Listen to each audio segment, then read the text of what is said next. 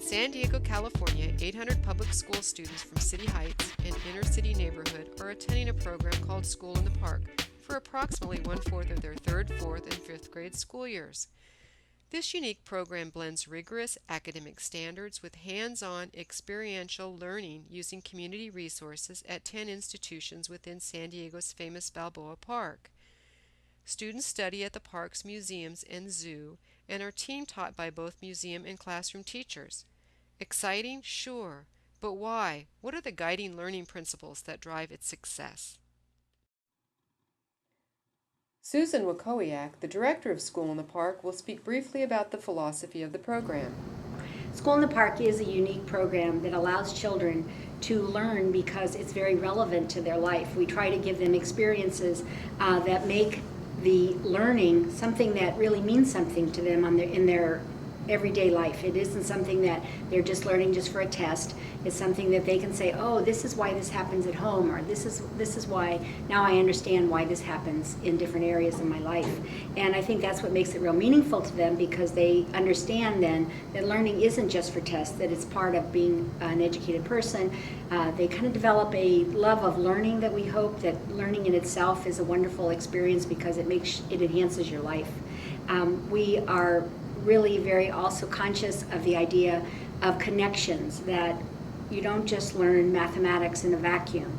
Mathematics can be connected to science, it is connected to art, it's connected to everything. And so mathematics isn't something you just do in the chapter for the chapter test, but that you're going to be able to use that at home.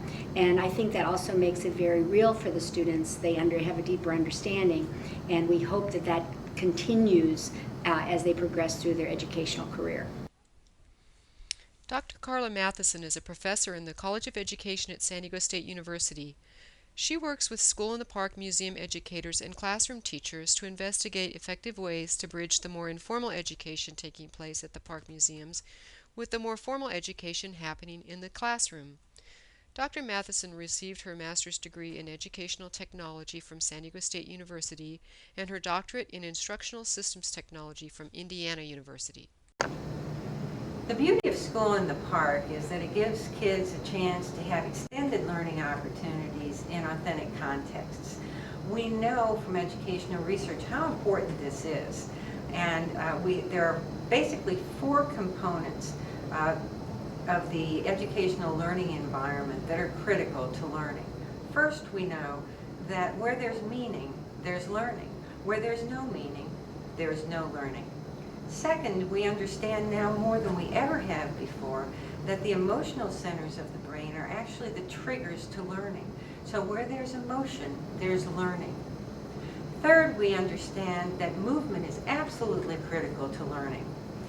Whether it's actual physical movement or whether it's mental movement, figuring out procedures in your mind, going step by step, figuring out how things are put together, and so forth. Movement is a critical element of learning. And finally, we know what we've intuitively known all along, that prior knowledge is very, very important to learning, in that it helps the new knowledge have some place to come and connect to inside the brain. I'm going to give you 2 examples of School in the Park curriculum, but as I give these to you, I want you to be thinking about how educational technologies could make these learning experiences even more powerful. The first example takes place at the Air and Space Museum in Balboa Park, and at the Air and Space Museum for an entire week, 4th graders study the principles of flight, lift, drag, and so forth. After using all of the plentiful resources at the Air and Space Museum, their culminating experience is to actually create their own glider. They create their glider, they fly the glider, they record the data on distance and accuracy. Then they go get the glider, bring it back, tweak the wings or the tail fin a little bit, record what they have done in terms of the alterations that they've made, fly it once more, record the distance and accuracy, and so forth. They do this multiple times. As they're doing this, what they're learning is the process of scientific inquiry, which is extremely important. But also, these are 4th graders, and a year before, they had an experience at School in the Park, a week-long experience at the zoo, One of the things that they did at the zoo was to explore birds, and a variety of birds, their wingspans, the components and elements of their feathers and so forth. And that also is a part that we try to wrap in now to their air and space experience as they study the principles of flight. The second example is very exciting. It takes place at the San Diego Museum of Man, where students for a week study archaeology. One of the things that they do is they look at a lot of different bones, skulls, they look at a lot of different primitive weapons and tools and so forth. They study these things very carefully because at the end of that week, they have the opportunity to do a mock archaeological dig where they have this big sand box, and in it they're going to find bones, they're going to find tools, they're going to find weapons, artifacts of all kinds. Their job then is to take a look at these very carefully, examine them very carefully, and create a hypothesis about how this person met his or her demise. We know that educational technologies could make school in the park even better, the use of new educational technologies.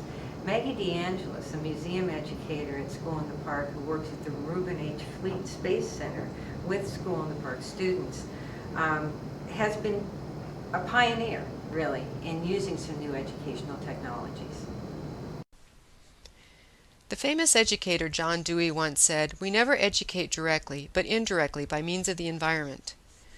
School in the Park is an incredible educational environment. The wise and creative use of new educational technologies holds the potential to make these experiences even richer for students.